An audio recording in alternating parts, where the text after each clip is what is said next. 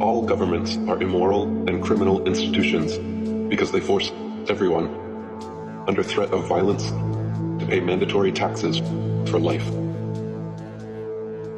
There are hundreds of taxes, from property tax to income tax to inheritance tax. You must pay them all, or else the government will use the power and force of its machinery to seize your bank account, arrest you, and put you in jail. How is that any different than the mafia? Governments demand we pay our dues regularly, promise us we'll be safe and protected if we do, and if we don't, agents come around to shake us down or put us away. If taxes were voluntary, then governments wouldn't automatically be immoral or criminal, because they would be completely funded by donation only. Thus, their very existence limited by voluntarism. Name one thing that governments provide that people couldn't do better, easier, and more efficiently at the community level. There is nowhere on earth you can go that isn't controlled by a statist government. Every piece of land has been divided up and claimed by 196 nations, all of which are controlled by some form of forced governance.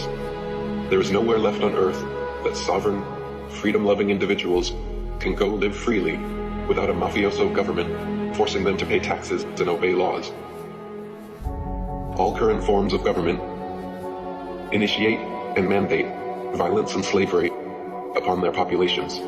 We are all slaves to our governments because every nation forces under threat of violence and kidnapping that we must pay them a percentage of our income. So if the definition of slavery is forcefully taking 100% of someone's income, what is it called when governments forcefully take 60% of someone's income?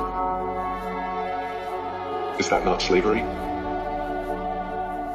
We are taught in school that slavery ended long ago, and it is universally understood that slavery is immoral.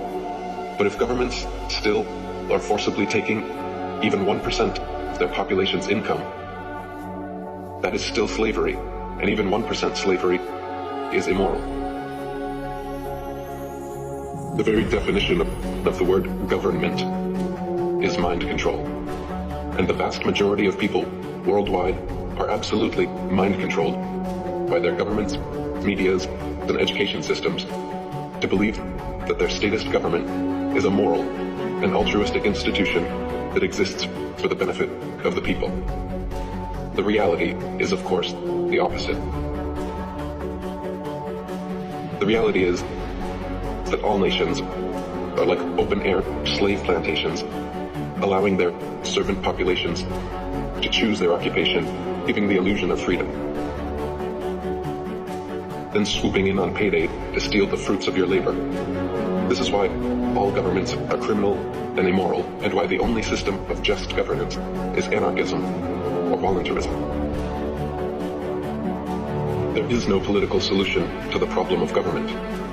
Voting for a new ceremonial figurehead every 4 years has never, will never, and could never create any significant, lasting positive change, because governments cannot be improved or made moral from within. None of them respect the right of the individual to opt out of being governed. All governments around the world initiate the use of violence in the form of police and coercion in the form of taxes, and this is absolutely immoral and unacceptable. Consensual sex is moral because it is voluntary, whereas rape is immoral because it's forced. Similarly, things like charity donations and the free market are moral because they are voluntary, whereas theft and taxation are immoral because they are forced. The root problem festering within all governments around the world is not the rife internal corruption or criminality.